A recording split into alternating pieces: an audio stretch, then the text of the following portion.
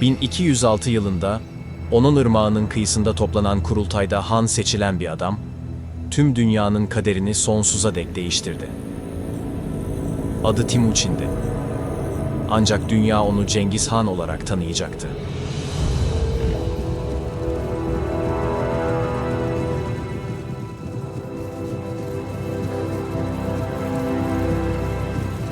Moğolları ve Türk boylarını tek bir sancak altında toplayan Cengiz Han, kısa sürede bilinen dünyanın yarısını ele geçirdi. Bu muazzam gücün kaynağı, demir disiplini ve o güne kadar görülmemiş acımasız savaş taktikleriydi.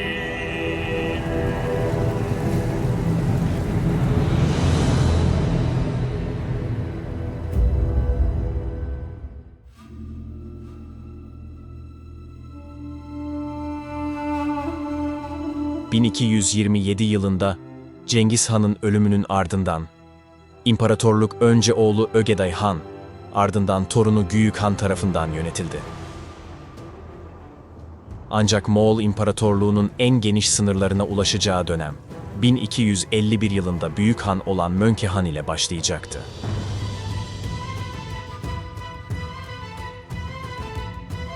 Mönke Han, devleti daha da büyütmek için kardeşlerini görevlendirdi. Bir kardeşi Kubilay, Çin üzerine yürürken, diğer kardeşi Hülagü Han, İslam dünyasının kalbine doğru harekete geçti. Hülagü Han'ın hedefinde, bilim ve kültürün merkezi olan Abbasi halifeliğinin başkenti Bağdat vardı. 1258 yılında şehri kuşatan Moğol ordusu, Bağdat'ı ele geçirdikten sonra tarihin en karanlık katliamlarından birine imza attı.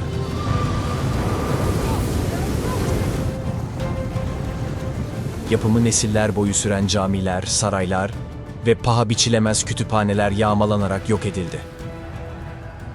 Abbasi halifesi Müstasım Billah yakalandı. Ona önce halkının katledilmesi ve şehrinin yerle bir edilmesi izletildi. Ardından Moğol geleneklerine göre kanı yere akmasın diye bir keçeye sarılarak atların ayakları altında çiğnetilip acımasızca öldürüldü.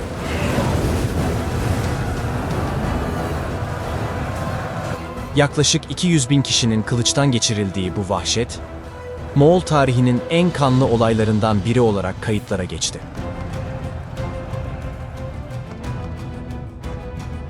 Bağdat'ta hakimiyeti tamamen ele geçiren Moğollar, gözlerini bu kez Eyyubilerin kontrolündeki Suriye'ye dikti.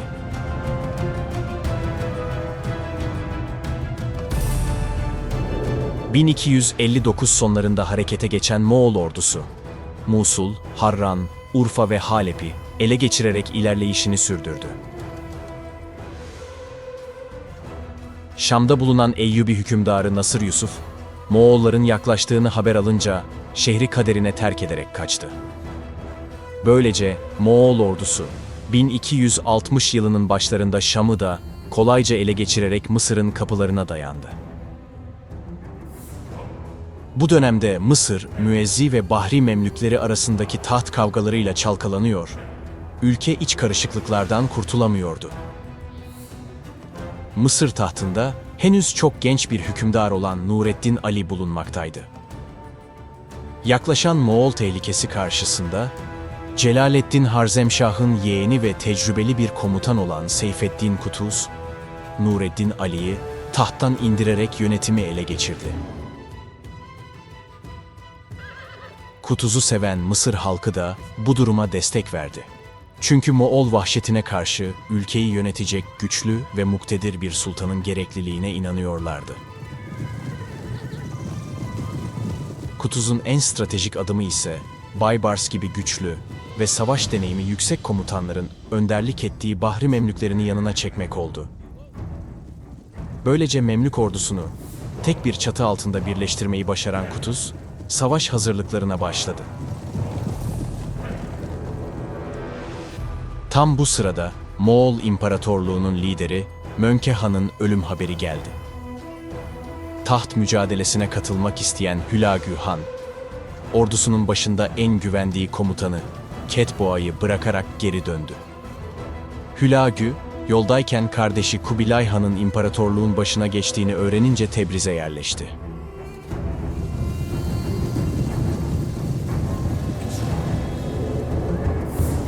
Bu esnada Sultan Kutuz, düşmanı beklemek yerine ordusunu Mısır dışına çıkarıp Moğolları Filistin'de karşılamaya karar verdi. Bu hamle, Müslümanların Moğol korkusunu yendiğinin ve İslam medeniyetinin kaderini tayin edecek büyük bir mücadelenin başladığının en net göstergesiydi. Emir Baybars, keşif yapmak üzere küçük bir askeri birliğin başında yola çıkarak Filistin'e geldi. Gazze yakınlarında, Ketboğa'nın kardeşi Baydar ile karşılaşan Baybars, Moğolları yenilgiye uğratarak geri çekilmeye zorladı. Baydar, hemen Ketboğa'ya bir mektup göndererek Memlük ordusunun büyük bir güçle harekete geçtiğini bildirdi. Haberi alan Ketboğa, sayısı yaklaşık 20.000 olarak tahmin edilen ordusunu toparlayarak Memlüklerin üzerine yürümeye başladı. Memlük ordusu ise Suriye, Irak ve Anadolu'dan gelen gönüllü birliklerin katılımıyla yaklaşık 20.000 kişilik bir güce ulaşmıştı. Sultan Kutuz, 12 Temmuz'da ordusunun başında yola çıkarak Filistin'deki Ayn Calut Ovası'na ulaştı. Burası, her yönden tepelerle çevrili, geniş ve düz bir ovaydı. Tepelerdeki sık ormanlar, pusuda bekleyecek askerler için mükemmel bir gizlenme alanı sunuyordu. Kutuz, stratejisini dahice kurguladı. Emir Baybars komutasındaki seçkin ama küçük bir birliği, ovanın ortasına, yem olarak yerleştirdi. Ordunun asıl vurucu gücünü ise tepelerin arkasına ve orman derinliklerine gizledi. Bu gizli birliklere, düşman ovanın merkezine çekildiği anda baskın yapma emri verildi. Artık tüm hazırlıklar tamamlanmış, İslam dünyasının kaderini belirleyecek olan Ayn Calut Savaşı için geri sayım başlamıştı.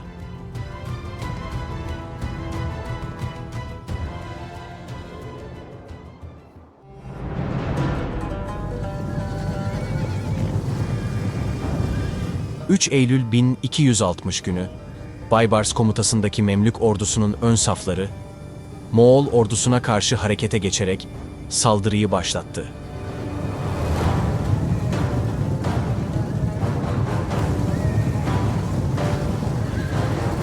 Moğollar, bunu görür görmez Memlük ordusuna karşı ön birlikleriyle hücuma geçti. Çarpışma atlı okçularla başlamışken, Ketboğa komutasındaki Moğol kuvvetleri, topyekün Baybars'ın üzerine saldırıya geçti. Böylece Baybars komutasındaki yaklaşık 2000 kişilik birlik, Moğol ordusunun tamamıyla savaşmaya başladı.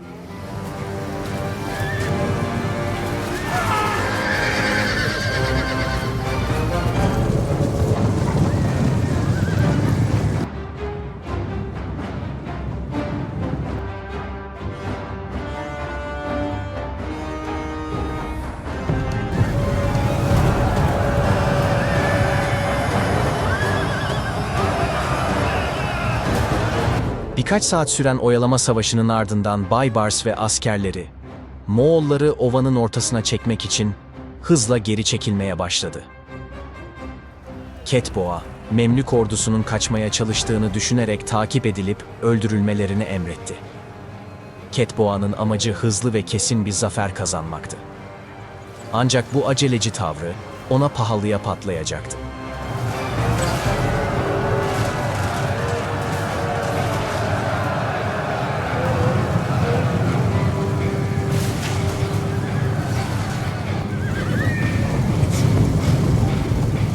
Memlükleri kovalamaya başlayan Moğollar, istenilen bölgeye geldikten sonra, Sultan Kutuz'un ormanın içinde saklanan okçulara ateş emri vermesiyle birlikte, Moğol ordusunun üzerine yağmaya başladı.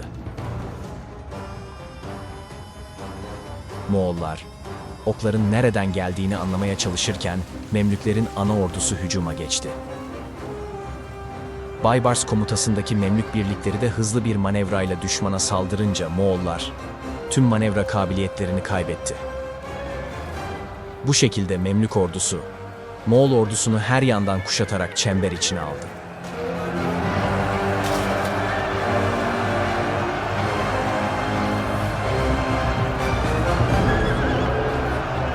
Kapana kısılan Moğol ordusunun sağ cenahı, büyük bir hızla Memlük ordusunun sol cenahına saldırarak Memlük hatlarını yarmaya çalıştı. Sultan Kutuz, yaşananları görünce vakit kaybetmeden sol cenaha yedek birlikleri sevk etti. Ancak Moğol baskısını bir türlü kıramadı. Gidişatın iyi olmaması üzerine bazı Memlük komutanları, Moğolların yenilmez olduğunu düşünerek savaşın kaybedileceğini dillendirmeye başladı.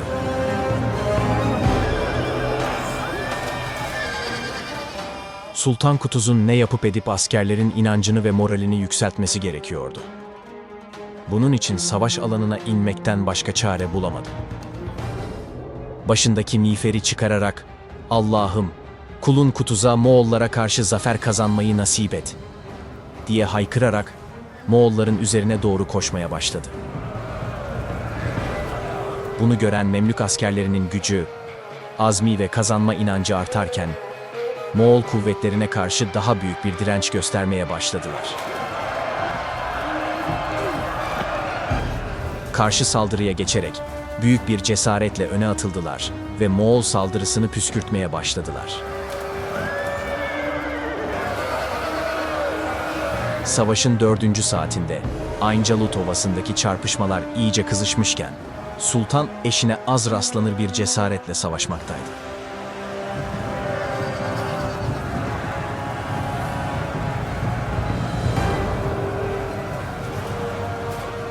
Her iki ordunun da birbirine karıştığı bir anda, Cemalettin Akkuş adlı bir Memlük emiri, Moğol saflarının içine sızarak Ketboğa'yı öldürmeyi başardı. Komutanlarının öldürüldüğünü gören Moğol birliklerinin düzeni çöktü ve kaçmaya başladılar.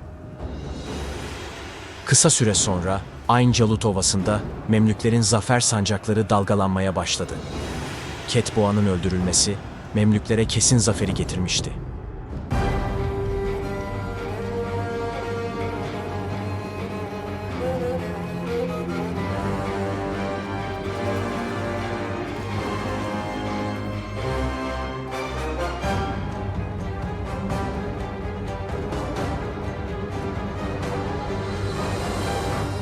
Bu büyük zaferin haberi Şam'a ulaştığında, Şam halkı şehir merkezinde Moğollara karşı büyük bir isyan başlattı.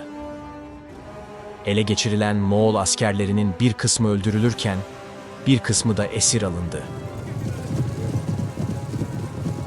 Bunu duyan Suriye'deki diğer Moğol valileri bölgeden teker teker kaçmaya başladı. Böylece Sultan Kutuz, ihtişamlı bir şekilde Şam'a girerek şehrin kontrolünü ele geçirdi.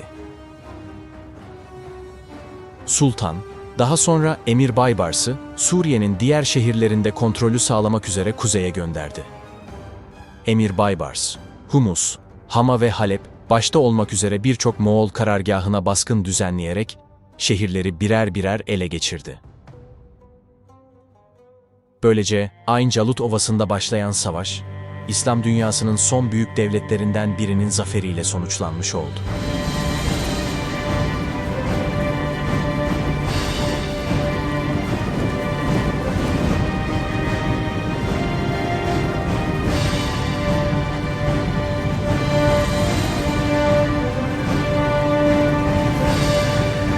Videoların devamı için kanalımıza abone olmayı ve yorumlarda bizlere görüşlerinizi belirtmeyi unutmayın. İzlediğiniz için teşekkürler.